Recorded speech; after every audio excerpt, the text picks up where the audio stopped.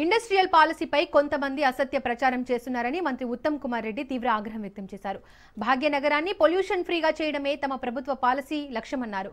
ప్రతిపక్షాల నేతలు కావాలనే తమ ప్రభుత్వంపై బురద జల్లుతున్నారని ధ్వజమెత్తారు. హైదరాబాద్ నగరాన్ని కాలుష్య రహితంగా మార్చేందుకు ఇండస్ట్రీలను ఓఆర్ఆర్ బయటకు పంపాలనే డిమాండ్ ఉందని గుర్తు చేశారు. ఈ పాలసీ తమ ప్రభుత్వం కొత్తగా తెచ్చింది కాదని వివరించారు.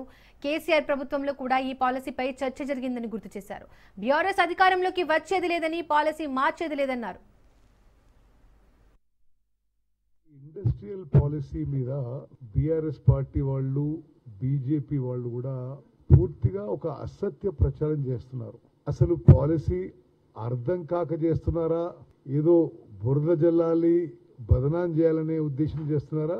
మీరు తప్పనిసరిగా ఆ విషయాన్ని మీరు గమనించాలి. యావత్ తెలంగాణ ప్రజానీకం కూడా గమనించాలి. రకరకాలుగా ఒక ఆయన 5 లక్షల కుంభకోణం అంటాడు, ఒక ఆయన 6 లక్షల కుంభకోణం అంటాడు. నేను కూడా కేబినెట్ సబ్ కమిటీలో మెంబర్, ఎవరైతే ఈ పాలసీ రికమెండ్ చేశాము. డిప్యూటీ సీఎం బట్టి విక్రమార్క గారు, ఇండస్ట్రీస్ మినిస్టర్ శ్రీధర్ బాబు గారు, నేను, జూపల్లి కృష్ణారావు గారు రూపొందించిన ఇండస్ట్రియల్ పాలసీ ఇది. అది ల్యాండ్ ట్రాన్స్ఫర్మేషన్ పాలసీ.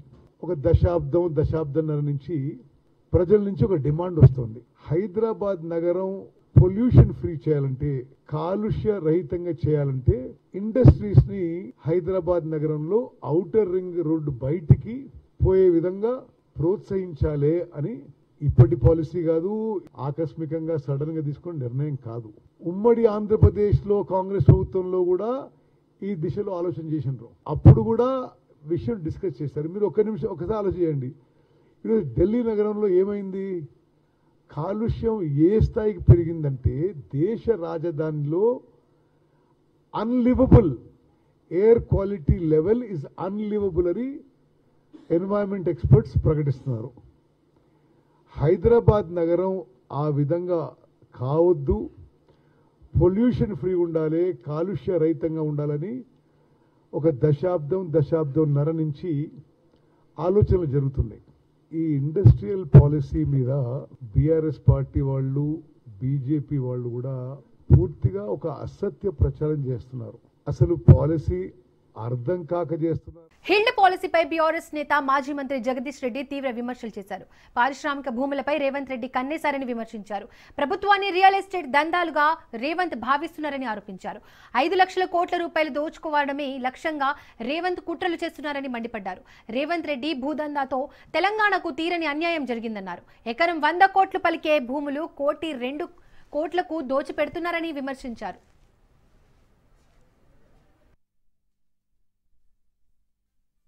కాంగ్రెస్ ప్రభుత్వం ఏర్పడిన తర్వాత ప్రజలు చాలా చిత్ర విచిత్రాలను చూస్తున్నారు. ప్రభుత్వాలు ఎక్కడ ఏ కొత్త ప్రభుత్వాలు ఏర్పడ్డా అనేక పాలసీలు తేవడం అనేది సహజమైన విషయం.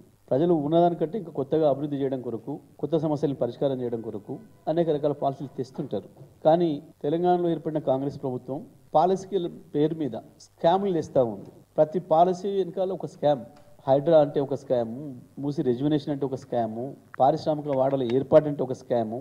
చివరికి ఇవాళ మొత్తం భారతదేశ చరిత్రలోనే కాదు, ప్రపంచ చరిత్రలోనే అతి భారీ స్కామ్కు ఒక పాలసీ తీసుకొచ్చింది తెలంగాణ ప్రభుత్వం. 5 లక్షల కోట్ల రూపాయల విలువైన స్కామ్ ఇవాళ తెలంగాణ ప్రభుత్వం తెరలేపింది హిల్ట్ పాలసీ పేరు మీద. అసలు ఎంత ఆశ్చర్యం అంటే సాధారణమైన ప్రజలకు కూడా అర్థమైపోతా ఉంది. వీళ్ళు తెచ్చిన ఈ Hyderabad industrial lands transformation policy అనేది అయితే తెచ్చిండ్రో హిల్ట్ పాలసీ అని చెప్పి, ప్రభుత్వ భూముల్ని అమ్మడం, వేలం వేయడం సాధారణంగా జరుగుతున్నాయి. ప్రభుత్వ భూమిని డిస్పోజ్ చేయాలంటే తప్పకుండా దానికి 1 గజం భూమిని, ప్రభుత్వం భూమిని ఇతరులకు దారదత్తం చేయాలన్నా చాలా నిబంధనలు ఉంటాయి.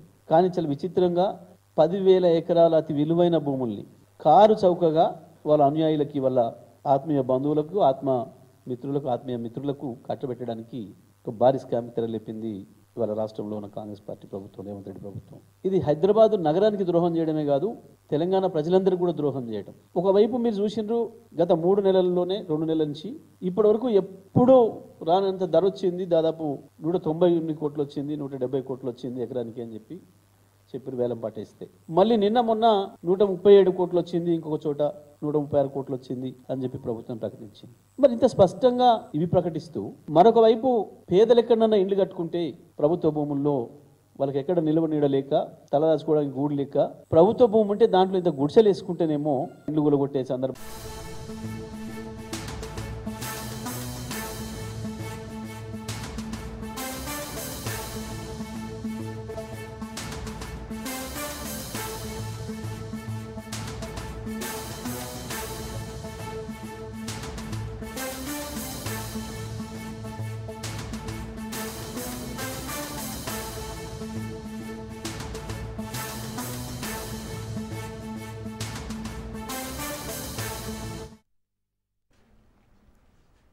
ఆంధ్రప్రదేశ్లో రోడ్లను బాగు చేసేందుకు పీపీపీ మోడ్ సరైందని ప్రభుత్వం భావిస్తోంది. రోడ్లపై జరిగిన సమీక్షలో R&B అధికారులు స్టేట్ హైవేస్ ను పబ్లిక్ ప్రైవేట్ పార్ట్నర్షిప్ పద్ధతిలో నిర్మించేందుకు చంద్రబాబు ముందు ప్రపోజల్ పెట్టారు. స్టేట్ హైవేస్ ను పీపీపీ మోడ్ లో డెవలప్మెంట్ చేసేందుకు సీఎం అంగీకరించారు. రోడ్లను ప్రైవేట్ వాళ్లు నిర్మించి రిపేర్లు చేసి నిర్ణీత కాలం వరకు పర్యవేక్షణ కూడా వాళ్లే చేయనున్నారు. తొలి దశలో 18 రోడ్లను ప్రైవేట్ పద్ధతిలో చేపట్టేందుకు DPR రూపొందించినట్లు సమాచారం. 1307 కిలోమీటర్ల రోడ్లు పీపీపీ మోడ్లో తొలి దశలో అందుబాటులోకి వచ్చేలా ప్రణాళికలు తయారవుతున్నాయి. రోడ్లను పీపీపీ మోడ్లో నిర్మించేందుకు కావాల్సిన విధి విధానాల రూపొందించేటప్పుడు జాగ్రత్తలు పాటించాలని అధికారులను సీఎం చంద్రబాబు ఆదేశించారు. ప్రజల నుండి వ్యతిరేకత రాకుండా టోల్ పాలసీ నిర్మించేందుకు చర్యలు తీసుకోవాలని స్పష్టం చేశారు. రోడ్లపై రోజువారీ తిరిగే సమీప ప్రాంతాల రైతులకు టోల్ లేకుండా చూడాలని నిర్ణయానికి వచ్చారు. కమర్షియల్ వాహనాలకు టోల్ మోత తప్పదు. కూటమి ప్రభుత్వం తీసుకొస్తున్న పీపీపీ మోడ్ పై ఇప్పటికే ప్రతిపక్ష వైసీపీ విమర్శలు గుప్పిస్తోంది. పేదలకు వైద్యం అందించే ప్రభుత్వ ఆసుపత్రులను ప్రైవేట్ పద్ధతిలో నిర్మిస్తున్నారని వైసీపీ ఆందోళనలు చేస్తోంది. తాజాగా రోడ్లను పీపీపీ మోడ్లోకి తీసుకువస్తుండటంపై విమర్శలు చేస్తున్నారు వైసీపీ.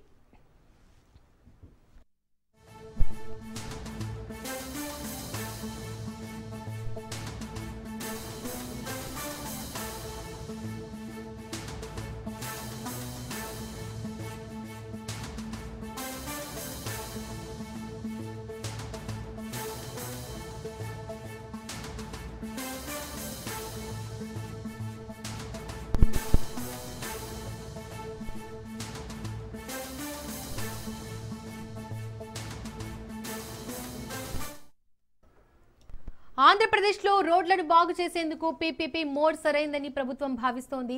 రోడ్లపై జరిగిన సమీక్షలో R&B అధికారులు స్టేట్ హైవేస్ ను పబ్లిక్ ప్రైవేట్ పార్ట్నర్షిప్ పద్ధతిలో నిర్మించేందుకు చంద్రబాబు ముందు ప్రపోజల్ పెట్టారు. స్టేట్ హైవేస్ ను పీపీపీ మోడ్ లో డెవలప్ చేసేందుకు సీఎం అంగీకరించారు. రోడ్లను ప్రైవేట్ వాళ్లు నిర్మించి రిపేర్లు చేసి నిర్ణీత కాలం వరకు పర్యవేక్షణ కూడా వాళ్లే చేయనున్నారు. తొలి దశలో 18 రోడ్లను ప్రైవేట్ పద్ధతిలో చేపట్టేందుకు DPR రూపొందుతున్నట్లు సమాచారం. 1307 కిలోమీటర్ల రోడ్లు పీపీపీ మోడ్లో తొలి దశలో అందుబాటులోకి వచ్చేలా ప్రణాళికలు తయారవుతున్నాయి. రోడ్లను పీపీపీ మోడ్లో నిర్మించేందుకు కావలసిన విధి విధానాలు రూపొందించేటప్పుడు జాగ్రత్తలు పాటించాలని అధికారులను సీఎం చంద్రబాబు ఆదేశించారు. ప్రజల నుండి వ్యతిరేకత రాకుండా టోల్ పాలసీ నిర్మించేందుకు చర్యలు తీసుకోవాలని స్పష్టం చేశారు. రోడ్లపై రోజువారీ తిరిగే సమీప ప్రాంతాల రైతులకు టోల్ లేకుండా చూడాలని నిర్ణయానికి వచ్చారు. కమర్షియల్ వాహనాలకు టోల్ మోత తప్పదు. కూటమి సర్కార్ తీసుకొస్తున్న పీపీపీ మోడ్ పై ఇప్పటికే ప్రతిపక్ష వైసీపీ విమర్శలు గుప్పిస్తోంది. పేదలకు వైద్యం అందించే ప్రభుత్వ ఆసుపత్రులను ప్రైవేట్ పద్ధతిలో నిర్మిస్తున్నారని వైసీపీ ఆందోళన చేస్తోంది. తాజాగా రోడ్లను పీపీపీ మోడ్లోకి తీసుకువస్తుండటంపై కూడా వైసీపీ విమర్శలు గుప్పిస్తోంది.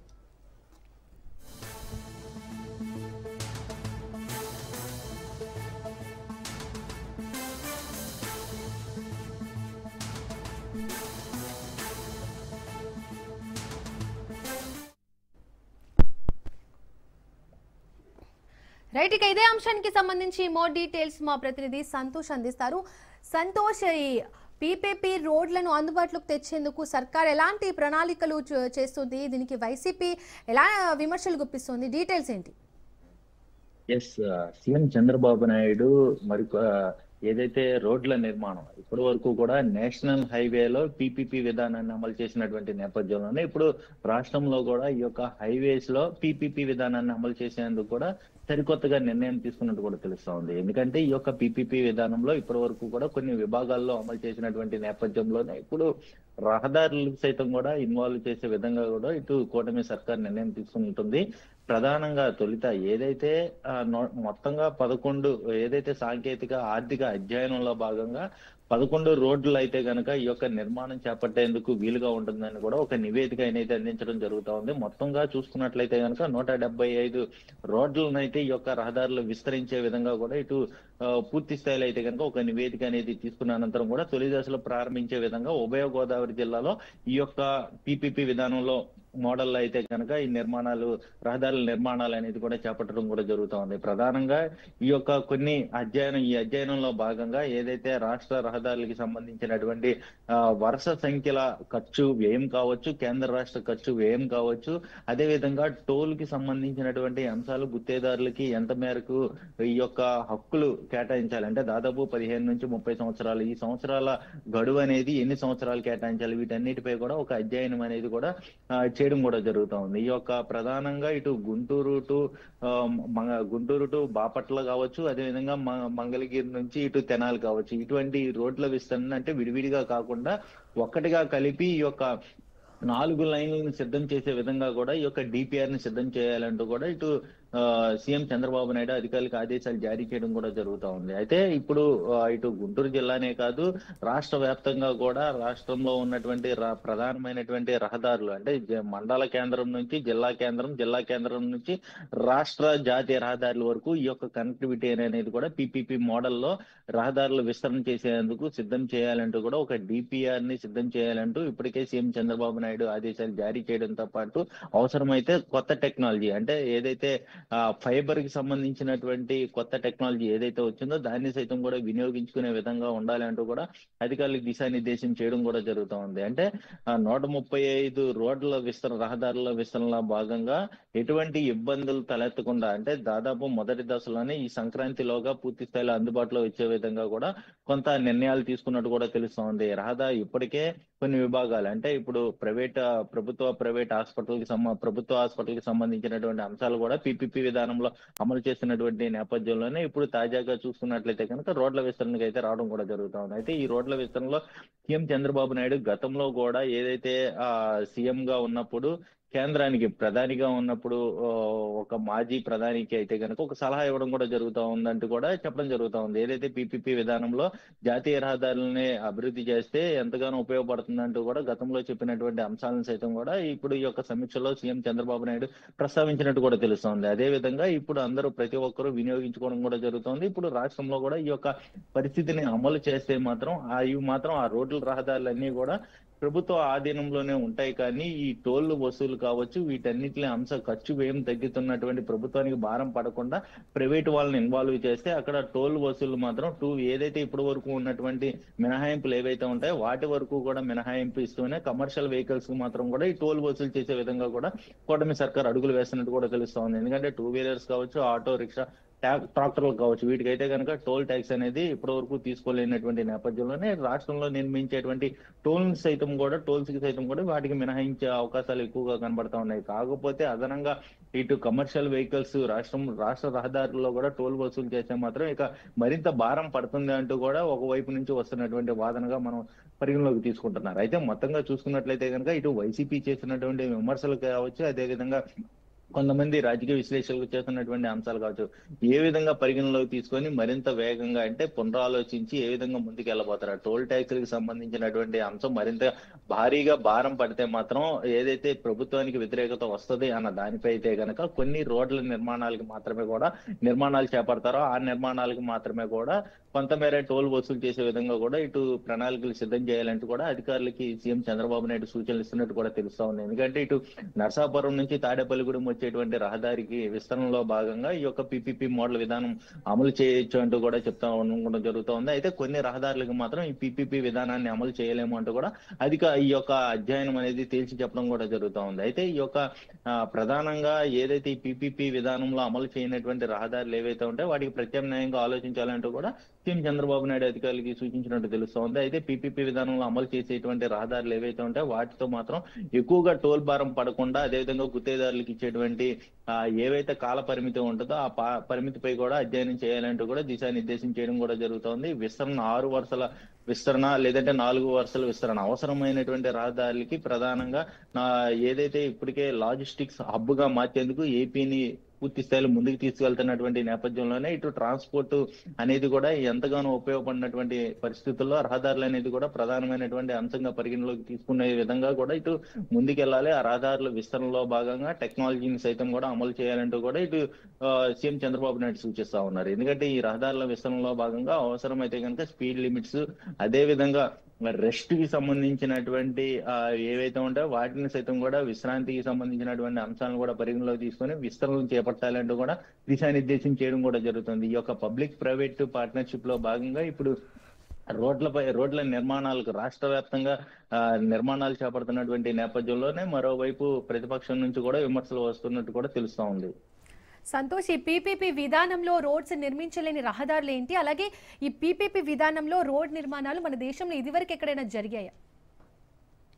ఏదైతే మనం ఇప్పటి వరకు కూడా చూసుకున్నట్లయితే కనుక ఇటు గుంటూరు జిల్లా కావచ్చు, ఒంగోలు నుంచి పొదిలి వెళ్ళేటువంటి రహదారులు కావచ్చు, వీటన్నిటినీ కూడా పీపీపీ మోడల్ విధానంలో అయితే కనుక అమలు చేస్తున్నట్టు కూడా కొంత సమాచారం అందుతా ఉంది. ఏదైతే ఇక విజయనగరం, శ్రీకాకుళం అటువంటి ఏదైతే ఉత్తరాంధ్రలో కొన్ని ప్రాంతాలు ఏవైతే ఉన్నాయో ఆ రహదారులు సైతం కూడా పీపీపీ మోడల్లో అయితే కనుక నిర్మించలేమంటూ కూడా ఒక అధ్యయనంలో అయితే కనుక అధికారులు వెల్లడించడం కూడా జరుగుతూ ఉంది. ఎందుకంటే అక్కడ ఉన్నటువంటి ఆ డిపిఆర్ లో భాగంగా భూములు సేకరించడంలో కావచ్చు, అదే విధంగా కొన్ని కెనాల్స్ కి రోడ్లకి సంబంధించినటువంటి అంశాలు కావచ్చు, వీటన్నిటిలో భాగంగా పూర్తి స్థాయిలో అయితే కనుక ఈ యొక్క విస్తరణ అనేది పీపీపీ విధానంలో జరగదు అంటూ కూడా తేల్చి చెప్పడం కూడా జరుగుతూ ఉంది. ఎందుకంటే ఇది భూములు సేకరించడంలో కావచ్చు, డిపిఆర్ తయారు చేయడంలో కావచ్చు కొన్ని ఆటంకాలు ఏర్పడతాయన్నటువంటి నేపథ్యంలోనే ఇటు ఉత్తరాంధ్రలో ఎక్కువగా ఈ యొక్క రోడ్ల విస్తరణ అనేది కూడా కాస్త పీపీపీ విధానంలో అమలు చేయలేమంటూ కూడా తేల్చి చెప్పడం కూడా జరుగుతూ ఉంది. మరోవైపు చూసుకున్నట్లయితే కనుక ఈ యొక్క పీపీపీ విధానాన్ని అనేది కూడా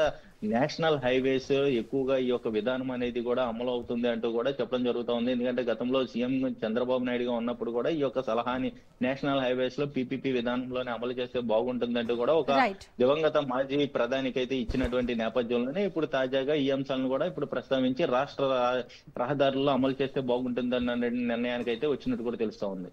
రైట్ సంతోష్, థ్యాంక్ యూ.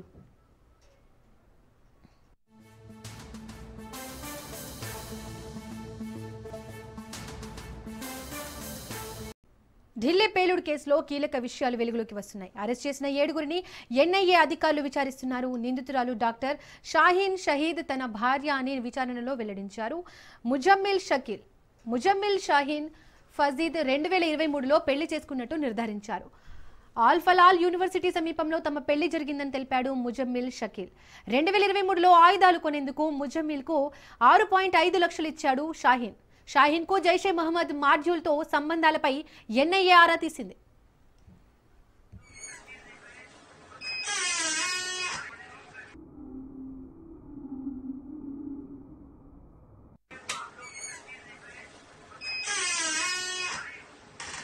పశ్చిమ గోదావరి జిల్లా నర్సాపురం మున్సిపల్ కౌన్సిల్ సమావేశం రసాబసాగా సాగింది.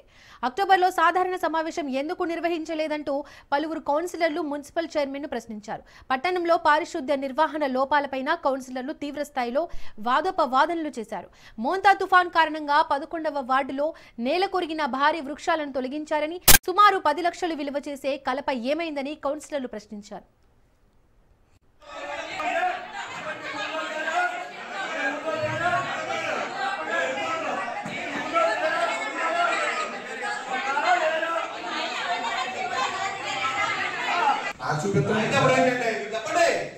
చూపిస్తాం కాదు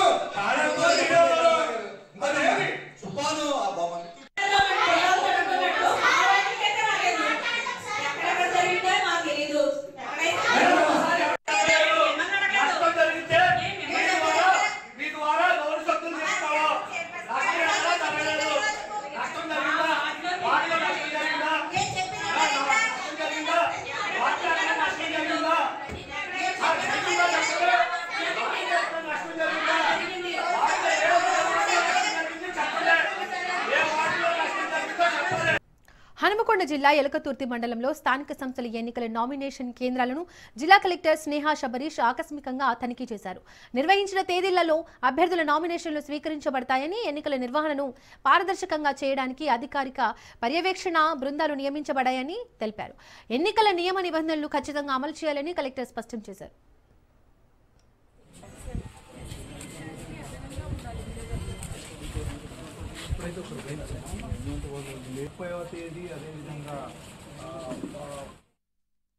కాంగ్రెస్ ప్రభుత్వం అధికార దుర్వినియోగానికి పాల్పడుతుందని అన్నారు మాజీ SC ST commission chairman Errolla Srinivas.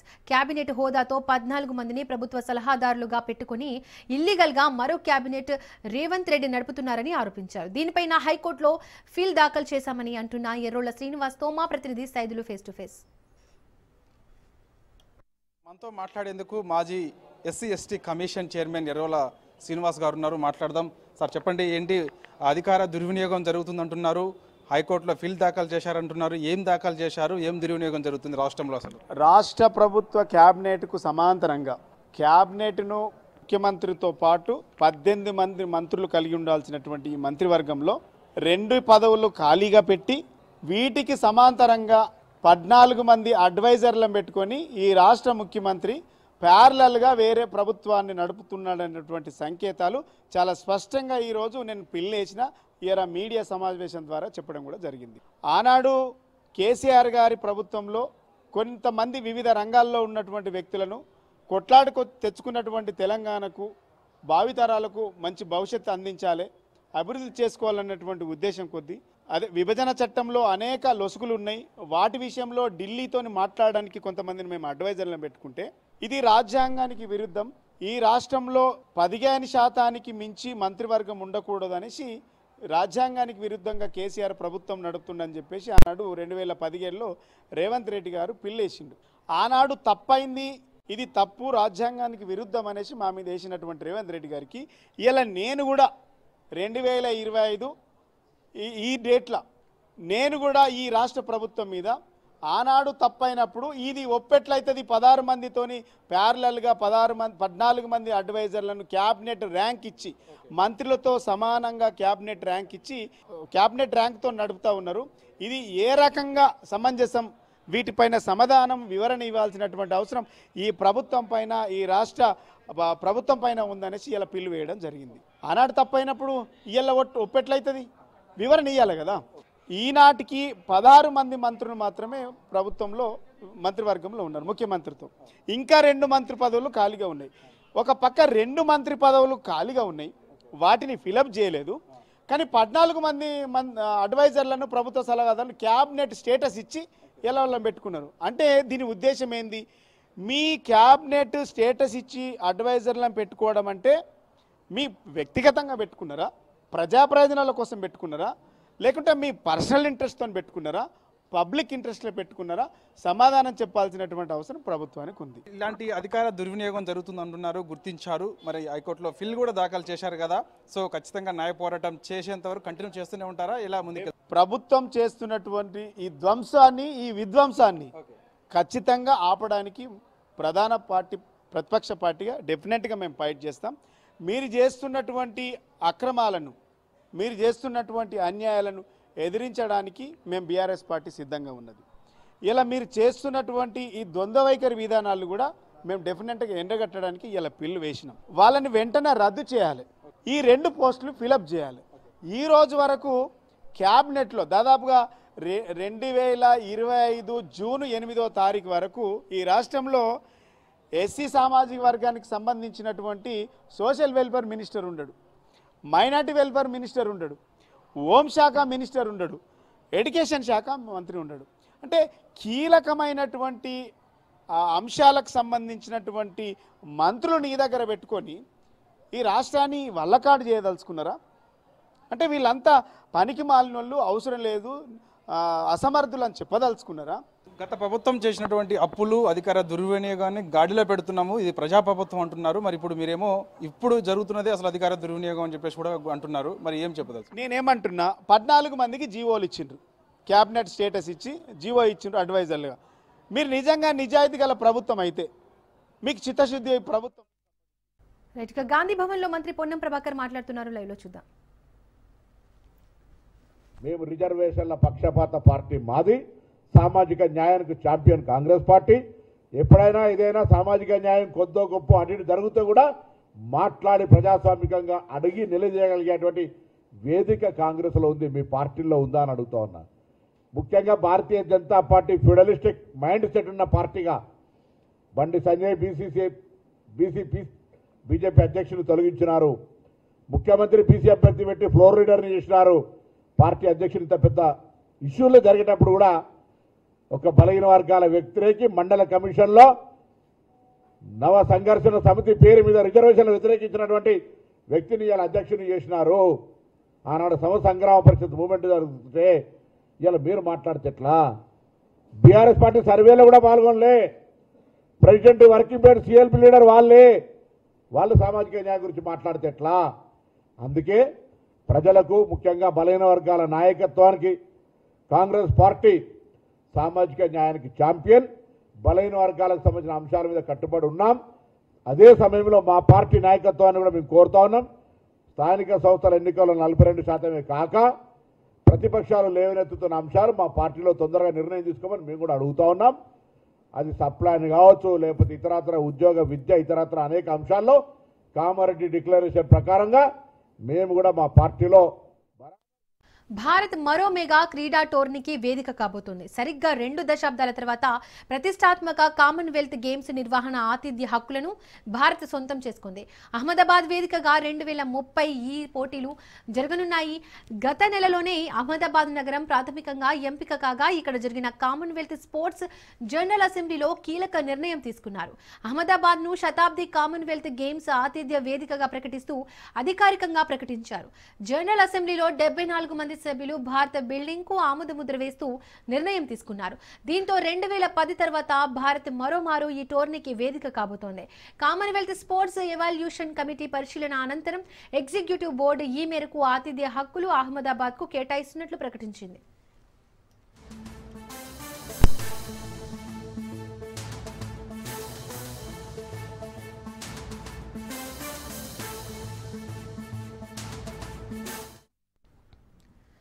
Ahmedabad వేదికగా 2030లో జరిగే కామన్వెల్త్ గేమ్స్ లో 15 నుంచి 17 క్రీడాంశాలకు చోటు దక్కే అవకాశం ఉంది.